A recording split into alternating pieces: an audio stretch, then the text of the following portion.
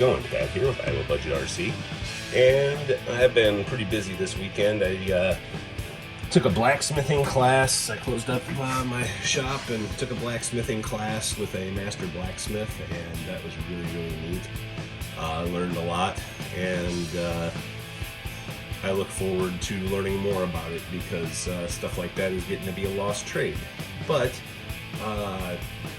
today we've got the frame buggy, and Grayson's actually off hanging out with a friend, and I got a few minutes here to start working on this thing. So what my plan is to get the old circuit board here ripped out, and I'm going to leave this switch in position because I'm going to try and reuse this switch. I don't know if I can, because the switches that come on the ESCs are smaller and a little bit different.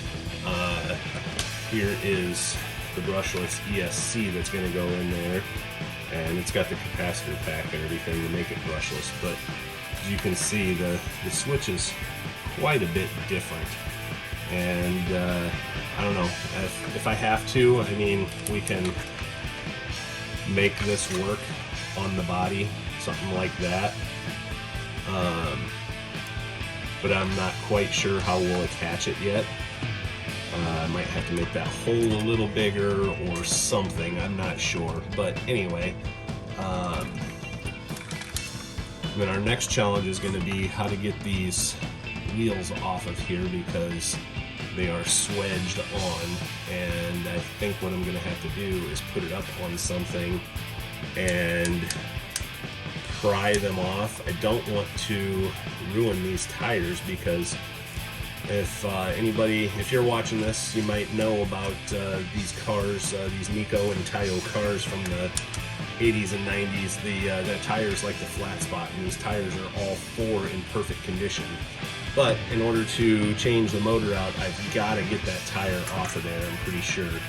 Otherwise, I'm not going to be able to make it work. So, but that's going to be a different video. So today we're going to rip out this original ESC. For right now, I'm going to leave the servo in place because we need to know. Well, I guess it wouldn't really matter because I'm not actually going to use this part, but I'm going to have to figure out a way to get the wheels to turn with the new mini servo I'm going to put in it. So that's just held in there with two screws. Pop the switch out of place here. We have our brown wire and our blue wire. Oh, there was the problem, I bet. Oh yeah, that solder joint was completely melted right there, so it's gotten hot at one point. Brown wire and blue wire, your motor wires, and since I don't want anything to happen to this motor, because we could use it with a brushed ESC also, so I'm just going to clip those two wires. Let's see, where's the brown wire go down here? Brown wire is, that would be negative battery, and that means the white wire is positive battery. So we're just going to clip these wires wherever they're going because we're not going to need them, but somebody might be able to use this ESC for parts, so I don't want to destroy it. And then this down here is the charging port, which we won't be using that, and that's also another option as to where to put the switch. I could put the stock one in place and just for looks, and then put the new switch down here in that hole or something. But so let's see. These I'm going to clip kind of long because that way if I need to reuse that for something, we have it. Let's take a look at this circuit board and see anything that's fried. really don't. I think it was just mostly the battery connections and from all the solder and all the corrosion in the battery compartment. But as you can see, here's the 9-volt compartment right here. That'll be a perfect place to mount the ESC, I think, and the little tiny receiver will go on the other side of it, and then I'll run the wire down, make it work with the original antenna, which I didn't do on the pumpkin, and I kind of wish I would have. But alright, so we got the original ESC taken out of there. You know what? Let's take this servo out of there. Screw it. We'll make this part of the video here. I'm not going to use this for anything. Can't use it for as a servo because it's actually just a motor, and they've had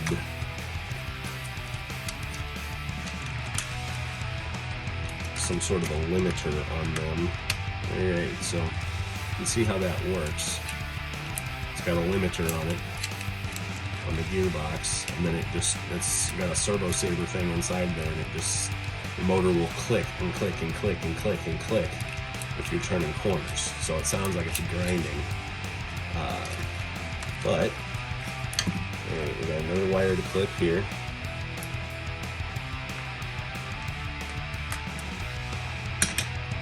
So that's your original servo for these.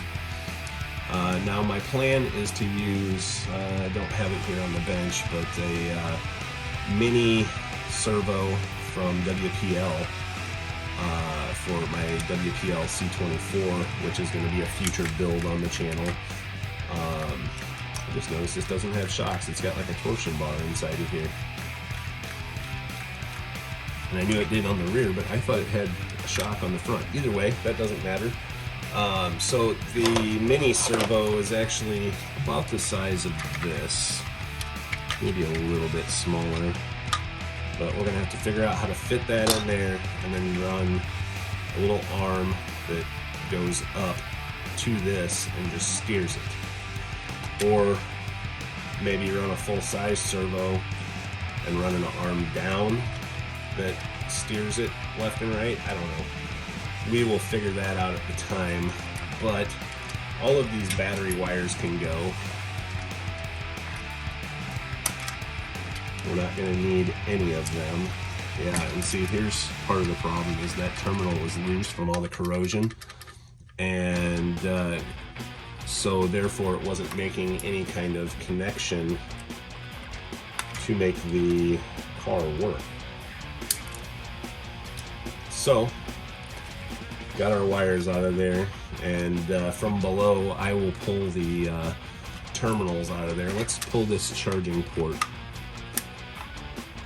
because the original battery compartment on these is actually perfect to put a LiPo in. This one, there we go, did not want to come out. Get your booty out of there. There we go. So yeah, I could grind that flat with a Dremel right here and make that a spot for the switch, which I just might do because that looks about perfect for it.